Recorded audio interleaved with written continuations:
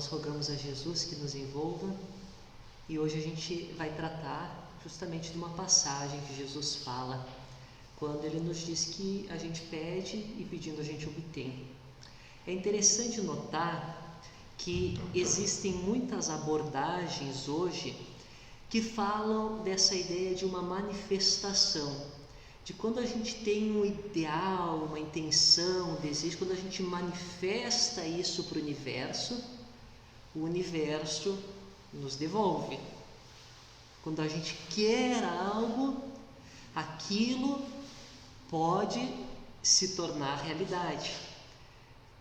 Alguns anos atrás tinha um livro que até virou filme, que foi um sucesso, que trata disso, que é o livro O Segredo, né? Que trata dessa lei de atração. Mas existem várias abordagens, PNL, que é a programação neurolinguística, Manifesting, né? uma doutrina aí que trabalha muito no inglês, o método Silva de controle mental, e várias abordagens que trazem isso, livros, né? Experiências disso. Mas quando a gente, estuda Jesus, a gente vai ver que Jesus já havia falado, repetido mais de uma vez a respeito disso. Que ele tinha deixado claro que essa ideia é verdadeira e a gente vai explorar ela. Jesus diz: pedi e obtereis, buscai e acharei, batei e será aberto para vós. Pois todo aquele que pede, recebe, e aquele que busca, encontra, e o que bate, será aberto. Então ele deixou claro que pedindo nós obteremos, buscando nós encontraremos, e batendo a porta se abrirá para nós. E aí a gente quer entender um pouco mais a respeito disso. Jesus diz até: e tudo que pedires na oração, crendo, recebereis. E outras passagens, até quando ele fala da fé de transportar montanhas, dessa capacidade de realmente nós realizarmos. E aí, quando a gente vê essa ideia, ela pode ser intrincada, porque se a gente começa a pensar muito, vão surgir várias dúvidas, A gente pode pedir, mas eu posso então derrogar as leis de Deus, Elas são mutáveis, porque como que fica? Eu posso alterar minhas provas, Como que fica a questão da ação e reação, do planejamento reencarnatório, da lei de trabalho, do livre-arbítrio? Então, se a gente começa a pensar tudo, vai ficar confuso e alguns podem perguntar: então quero ganhar na Mega Sena, eu vou desejar plenamente que eu vou ganhar na loteria e aí eu vou ganhar, ou outras tantas ideias, que alguns podem pensar, e aí a gente começa a complicar um pouco. Isso é um tema de estudo, um tema que a gente não vai conseguir abordar todo ele, mas a gente vai tentar trazer aqui algumas ideias. Vamos voltar então. Jesus, é interessante que ele usa 3 expressões, ele não usa uma, ele podia dizer assim, como em algumas partes até ele disse: pedi e obtereis, pronto. Mas ele diz: pedi, buscar, bater. Pedi, obtereis, buscais, encontrareis, batei e abrir-vos. Ele usa 3 expressões.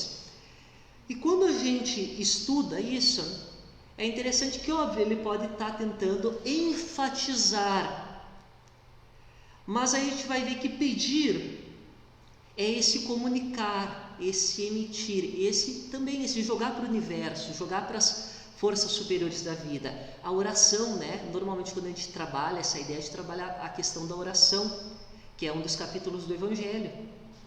O Evangelho tem 2 capítulos: o buscais e achareis, e o pedir e obtereis.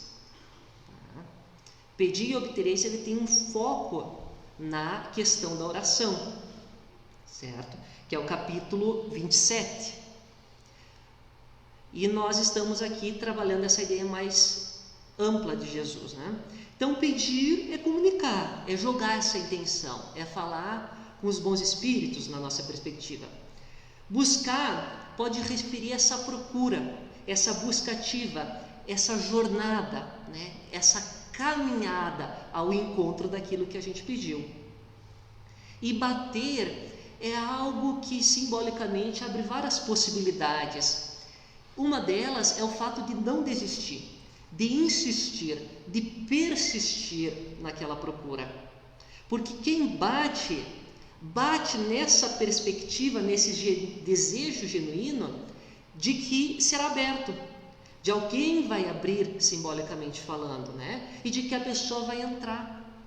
Então, quando a gente vê isso como uma etapa última, né? São etapas para a realização, para a concretização daquilo que a gente almeja.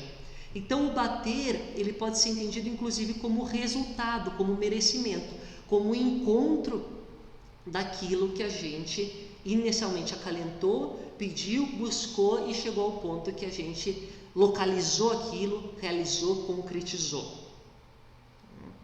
Então é uma caminhada. E aí a gente vai entender melhor isso lá no capítulo 7 do livro Nosso Lar, que André Luiz, ele estava conversando com Lisias, né, e ele estava falando da sua mãezinha, né, e ele questionava, poxa, minha mãe, né, eu ainda não vi ela. Ele tinha desencarnado, passado pelo umbral, já tinha chegado no nosso lar, já estava em processo de tratamento. E a sua mãe? Né? E Lisias diz, olha, a sua mãe, ela está em outro plano evolutivo, trabalhando não apenas por você, né? Mas certamente ela virá lhe ver, né? E eles conversam, né? E o André Luiz estava falando de um pedido. Ele queria, né? Ele queria muito ver a sua mãe. E Lisias vai dizer, olha, quando alguém deseja algo ardentemente, já se encontra a caminho da realização, né? E aí o que o André Luiz fala, de um jeito quase ingênuo, né? Ele diz assim, desejarei então com todas as minhas forças. E lá está escrito assim, ela virá, como se ele repetisse. Quando a gente intenciona algo, a gente pode, né, fazer, a gente repete aquele pensamento, a gente repete, a gente joga, e ele diz, ela virá. Só que Lisias, muito instrutivo, ele vai então dizer o seguinte, convém não esquecer, contudo, que a realização nobre existe 3 requisitos fundamentais: desejar, saber desejar e merecer, ou em outras palavras, vontade ativa, trabalho persistente e merecimento justo. Ou seja, é uma análise de pegar a passagem de Jesus, 3 etapas, a passagem de Lisias está explicando a passagem de Jesus, em outras palavras. Vontade ativa, trabalho persistente e merecimento justo. E aí quando a gente pega lá o Evangelho segundo o Espiritismo, capítulo 25, que trata desse tema, Kardec vai reinterpretar a palavra de Jesus da seguinte forma: ajuda-te a ti mesmo que o céu te ajudará. Que é a lei de trabalho, a lei de progresso. Então, quando a gente pensa nessa ideia, né, do buscar, do procurar, do bater, a gente está se referindo justamente a isso. Bom, o que é isso? É trabalhar, é a vontade ativa, é o trabalho persistente, é a insistência, né? Então não é apenas, eu quero isso, né? Pronto, agora vai se realizar. É um processo, né? E aí então ajuda-te a ti mesmo que o céu te ajudará. Então é isso. Não, obviamente não vou acabar aqui, né? Mas a princípio a gente teria acabado aqui essa parte, porque está explicado aí, já deu para explicar a questão de Jesus. Daria para encerrar aqui. Mas aí vem a parte que mais nos agrada, né? Que é uma perspectiva filosófica a respeito disso, porque a gente pode se perguntar uma outra questão, que é o seguinte: da onde que vem esse impulso, de onde que nascem os nossos desejos? por alcançar algo. E como esses desejos, eles se manifestam na nossa existência. Ou seja, o que nós estamos acalentando? Porque o pedir, a primeira etapa, né, ele fala desse impulso, dessa força inicial. Os nossos desejos, sonhos, intenções, aquilo que a gente almeja, idealiza, quer, acalenta, vibra, né? O que a gente quer fazer da vida, o que a gente quer alcançar, o que a gente quer ser, o que a gente quer realizar, tudo isso é um impulso, né? E aonde que nasce esse desejo? Como que ele toma forma em nós? Porque isso é uma questão importante. Buda, ele vai no seu processo, né, de encontro consigo mesmo. Quando ele se ilumina, ele vai falar das 4 nobres verdades. E ele vai falar que nós sofremos e a causa do nosso sofrimento é o fato justamente de a gente desejar. Que o fim do sofrimento está na cessação do desejo, do apego. E aí ele vai falar de um caminho prático para isso. Que em partes é uma perspectiva que pode ser conflitante quando a gente lê o capítulo 25 e a ideia da lei do progresso, do Espiritismo. Né? Mas o que Buda está dizendo também é uma outra, né, uma interpretação que daí tem a ver com o que também nós entendemos no Espiritismo, é que quando nós apegamos às coisas que desejamos, nós resistimos às mudanças inevitáveis ou nos agarramos a ideias de como as coisas devem ser. As coisas mudam, a gente não tem controle de nada quase da vida. O nosso controle sobre as coisas é muito pequeno. A gente está aqui hoje, amanhã talvez não estejamos. A gente não tem controle. Mas a gente se agarra a essa ideia de que as coisas estão nos controle ou que as coisas deveriam ser como a gente acha que elas devam ser. E nós sofremos. Ou nós desejamos, nós acalentamos coisas, prazeres, sensações, né? Enfim, todos esses ideais, e aí, segundo Buda, tudo isso leva ao sofrimento. Mas onde que nasce o desejo? E aí vamos fazer algumas perguntas, né? Vamos ver quem que vai me ajudar agora. A primeira pergunta é uma pergunta bem simples, né? Básica, assim, é o seguinte: temos um espírito? Temos um espírito? Sim, Joy? Sim. Tem? Alguém acha? Temos? Não temos. Não temos. É uma pergunta capciosa. Temos um corpo? Nós temos um corpo. É para lembrar, tá? É uma pergunta sacana, né? Mas é justamente para lembrar. Somos um espírito. Temos um corpo. É uma questão básica, mas por nos esquecermos disso, nós temos nos enganado tantas vezes. Quem criou o nosso espírito? Quem criou o nosso espírito, Joy? Vai lá de novo. Deus. Questão 76 do Livro dos Espíritos em diante. Como, e aí vem uma pergunta, como Deus fez o nosso espírito? Como que Ele criou? Como que... Quando a gente não sabe, né? Os espíritos dizem, a gente não sabe quando, como Ele criou. A gente tem algumas ideias.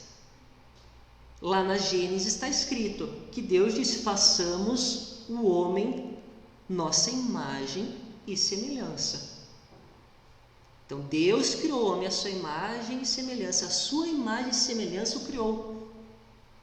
Homem e mulher os criou. Gênesis 1, 26 e 27. E lá em Coríntios, o Paulo de Tarso, ele vai dizer o seguinte: não sabeis vós que sois o templo de Deus e que o Espírito de Deus habita em vós, quando Emmanuel faz a interpretação, né, faz a discussão a respeito dessa passagem de Paulo, ele vai dizer o seguinte: também o Espírito traz consigo o gene da divindade. Deus está em nós quanto estamos em Deus.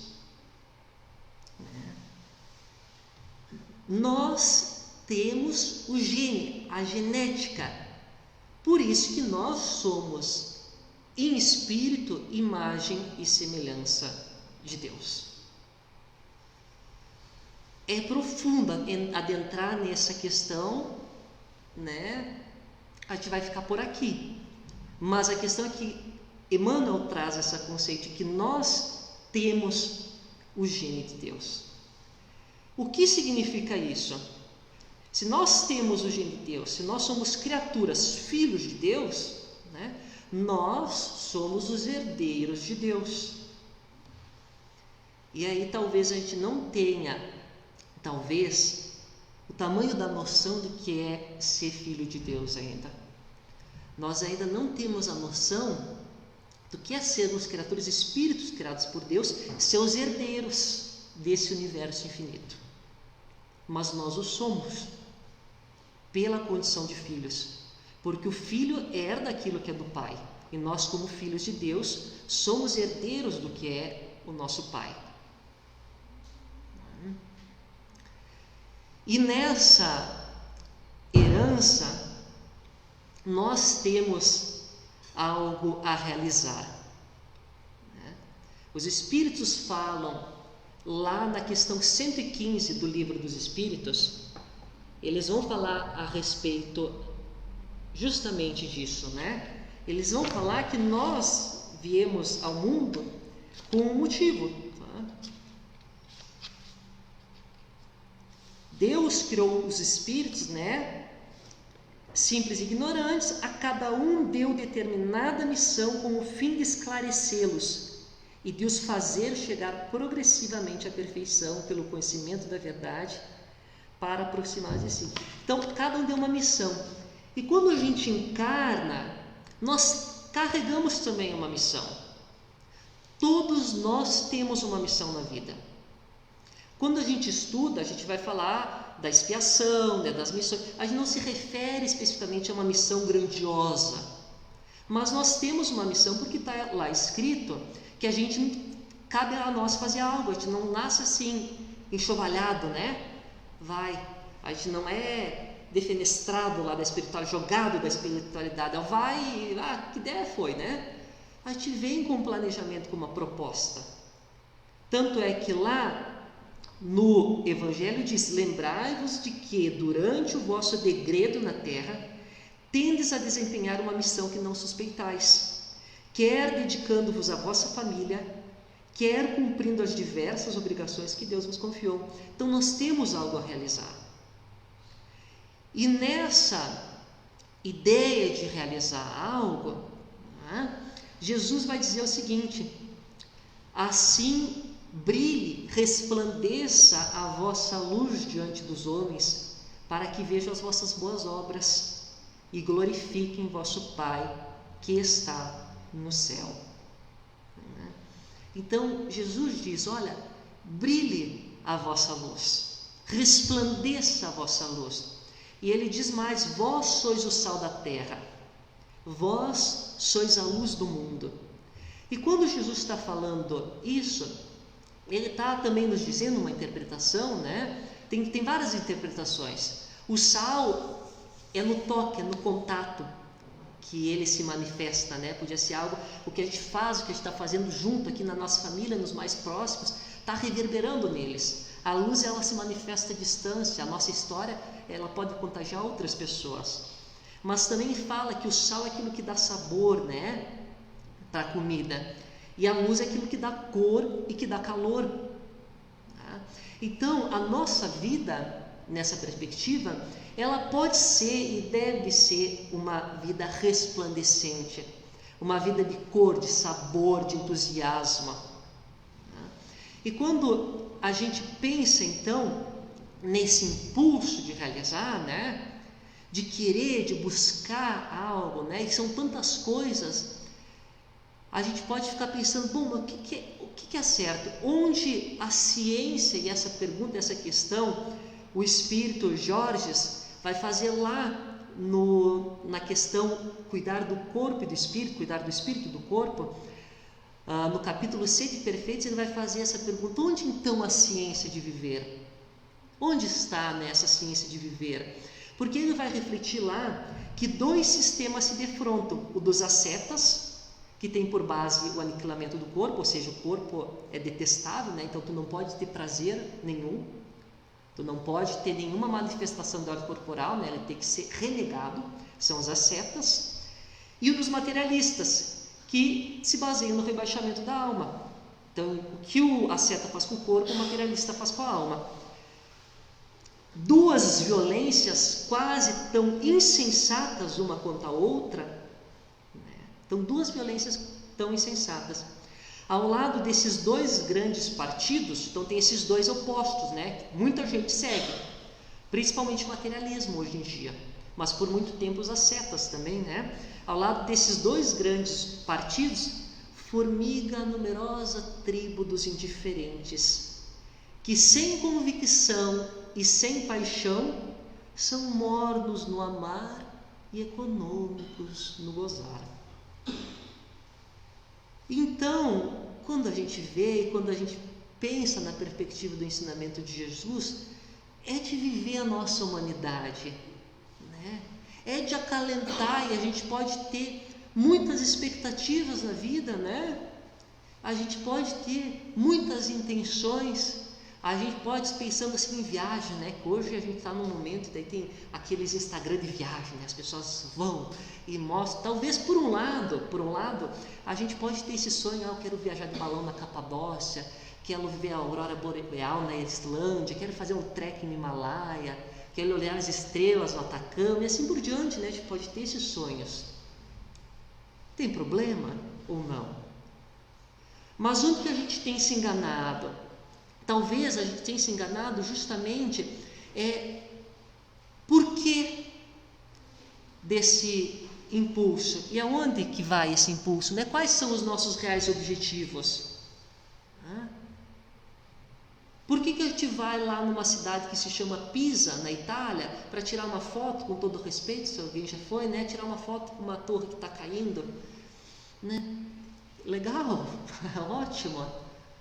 Uma cova para mostrar para as pessoas. Então, o nosso fim é outro. E aí nós temos nos enganado, porque nós temos nos enganado no sentido de ver objetivos do meio como os objetivos finais da existência humana. É um dos enganos, né? A gente tem nos enganado por esquecer também que nós somos espíritos. Nós somos espíritos, né? Nós temos um corpo, a gente tem esquecido isso. Nós temos nos enganado justamente que a gente tem buscado, almejado aquilo que é meio, por exemplo, o dinheiro, né? O dinheiro, muitas pessoas buscam, ou uma profissão específica, né? Não é um problema, tá? Não é um problema buscar o dinheiro, uma profissão, mas muitas vezes aquilo é acalentado como um objetivo essencial, mas esse é o objetivo do meio. Porque tu busca dinheiro para quê? Tu busca dinheiro para alguma outra coisa, por um então. E daí muitas vezes tu busca uma profissão para quê? Então eu busco uma profissão, né? Por isso aqui. Então o objetivo final, em muitos casos, não em todos, mas em muitos casos, não é a profissão em si, mas aquilo que tu quer realizar a partir daquela profissão.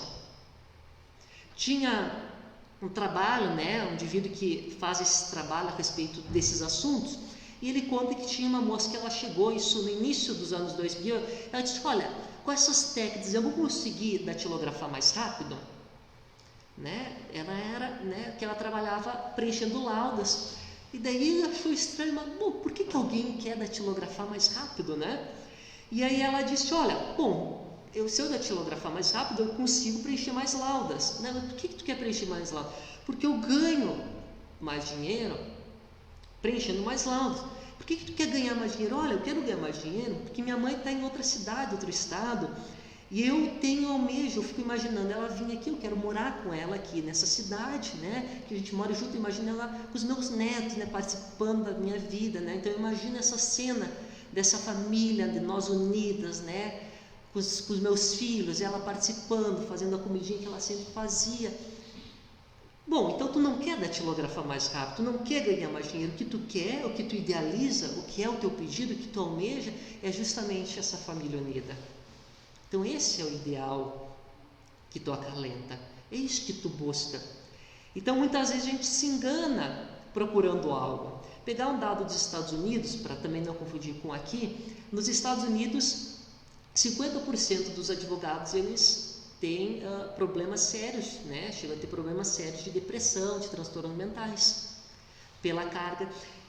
Então muitas vezes as pessoas buscam algo freneticamente, trabalham horrorosamente para aquilo, ganham às vezes uma multidão de dinheiro e se sentem miseráveis.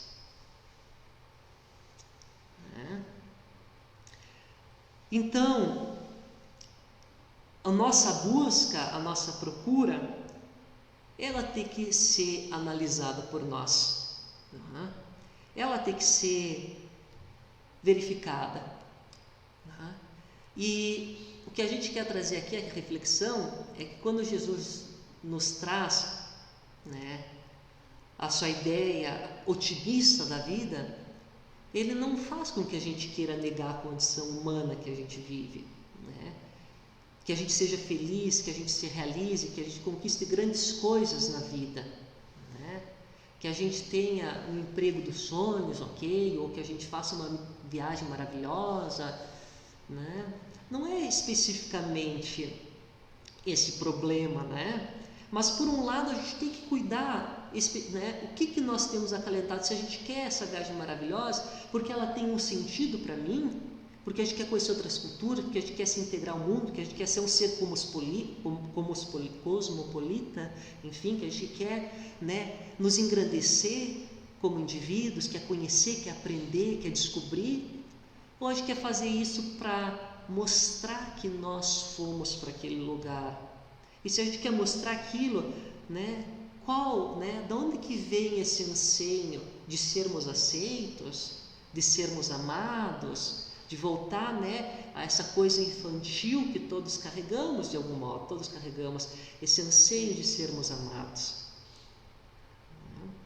E aí precisa ser dessa forma, porque senão a gente vai começar a se frustrar, porque a gente vai fazer a viagem maravilhosa, mas ela nunca vai nos preencher.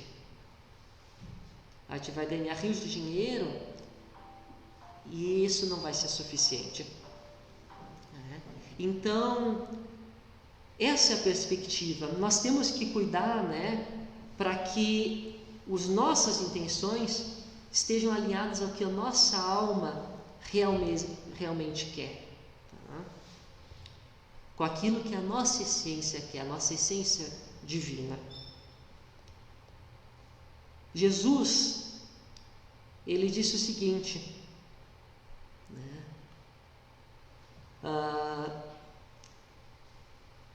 que a gente não pergunte, pois, que é a vez de comer, o que é a vez de beber, e não andemos inquietos, porque as nações do mundo buscam todas essas coisas. Né? Não andar inquieto, não saber. Ele está dizendo as coisas materiais, né? Comida, a gente podia traduzir isso por dinheiro. Então, que a gente não fique inquieto por isso. Todo mundo busca isso, as nações do mundo buscam essas coisas. Mas olha o que Jesus disse: mas vosso Pai sabe que necessitais dela. Então, é interessante porque é paradoxal. Ele está dizendo, olha, não se inquieta com isso tudo, mas Deus sabe que tu precisa disso, a gente precisa de dinheiro para viver, para realizar a nossa vida. A questão é que a gente está buscando essa perspectiva material antes das perspectivas íntimas do que a gente quer realizar. Buscai antes o reino de Deus e todas essas coisas vos serão acrescentadas. Senão vai acontecer conosco como aquele homem rico né, que tinham herdado, que tinha produzido com abundância, e aí ele arrazoava consigo mesmo: que farei? Não tenho de recolher todos os meus frutos, já sei. Construirei celeiros maiores ainda, e lá colocarei todos os meus bens, e direi para minha alma: alma, descansa, né? Bebe, come, goza. Então, olha o anseio, a perspectiva. Qual que era a perspectiva que estava por trás? Né? E aí o que Deus diz para aquele indivíduo? Insensato. Que é muitas vezes a coisa que a gente pode dizer para nós mesmos: insensato. Tu está procurando o quê? Tu está acalentando o quê na tua vida? Para que isso especificamente? E saibamos, segundo Emmanuel, para a gente fechar, retomando então o início da nossa fala, que o que a gente busca, o que a gente acalenta, o que a gente quer, o que a gente almeja, o que a gente vai atrás, a gente vai conseguir. Vai conseguir. Está claro em toda a literatura, lá o Lisias, o que Jesus disse e o que Emmanuel diz. Emmanuel diz: todo desejo é rogativa endereçada às forças sublimes que governam a vida. E toda realização em nosso caminho é oração atendida por semelhantes poderes. Vai ser atendido. Só que o que Emmanuel diz: toda aquisição, porém, exige pagamento, e toda conquista tem o preço que lhe corresponde. Eu nunca esqueço numa palestra, eu acho que é uma palestra que não sei porque me marcou muito, do Francisco do Espírito Santo Neto, né, que era um palestrante espírita. Agora ele acho que não faz mais palestras, enfim, mas ele tem os livros que ele havia publicado, psicografado. E ele disse o seguinte: cuidado com o que tu deseja, porque pode se realizar. Cuidado, porque se tu se realizar, isso vai ter um preço. Acharás o que procuras, disse o Senhor, mas pagarás igualmente pelo que receberes. Pede a beleza física, tê-las-á realmente. Quer ser bonitão, bonitona? Vai conseguir, se tu quiser realmente. Pode ser que não nessa encarnação, mas certamente na próxima, né? Todavia, as tentações de natureza inferior multiplicar teus anseios. Roga a riqueza material e de certo atingir-lhe-ás o patrimônio amoedado na terra. Quer muito dinheiro? Quer acalentar? Quer muito ganhar mega sena? Roga, né? Se esforça, vai, pede, reza todas as noites que tenha dinheiro. Tá? Ok, é uma escolha individual. Tem gente que faz isso todas as noites, mentaliza, faz processo de mentalização, que funcionam, técnicas que as doutrinas espiritualistas ou materialistas, mundo afora, ensinam. É só procurar, joga no Google, tu vai achar técnicas de mentalização para tu conquistar patrimônio amoedado. Querem fazer? É uma escolha, tá? Se isso é realmente importante, certamente em algum momento da vida, né, em algum momento, ou na próxima, ou numa existência, se tu acalenta muito isso, um dia vai encontrar. E de certo, né, então diz: atingir-lhe-ás o patrimônio amoedado da terra, mas a tua aflição na defesa da posse reduzirá o teu círculo de alegria. Solicita o brilho, a fama e assim por diante. Então, que a gente possa usar todo esse potencial divino que a gente tem em nós, de transformar nossos ideais em realizações, para algo que seja uma manifestação realmente das nossas almas, né, daquilo que acalenta intimamente o nosso ser espiritual. É isso que nós nascemos, para sermos felizes, né, para realizarmos coisas bonitas do mundo, para brilhar, resplandecer a nossa luz, né, porque quando a nossa luz resplandecer, as pessoas enxergarão a Deus, né? Através das nossas obras virão as obras de Deus, como disse Jesus. E com isso, né, nós encerramos. Até é interessante notar, daí só mais um segundinho aqui, que na nossa passagem hoje, da leitura quando a gente fez o início, estava a passagem de Jesus, né? Pois que aproveita o homem ganhar todo o mundo e perder a própria alma, né? E aí, olha o que Emmanuel diz: o mestre divino não recomendou que a alma humana deva movimentar-se despida de objetivos e aspirações de ganho. Ok. Salientou apenas que o homem necessita conhecer o que procura, que é o que a gente está tentando falar hoje, que a gente necessita conhecer o que procura. Emmanuel, com seu poder de síntese, resumiu que a gente fica 10 minutos aqui falando. Que espécie de lucros almeja e que fim se propõe em suas atividades terrestres. Então é isso. Que nós possamos ir aos passos, seguir em prece, em oração, recebendo o amparo espiritual que tão bem nos faz. Que Deus nos abençoe, que assim seja.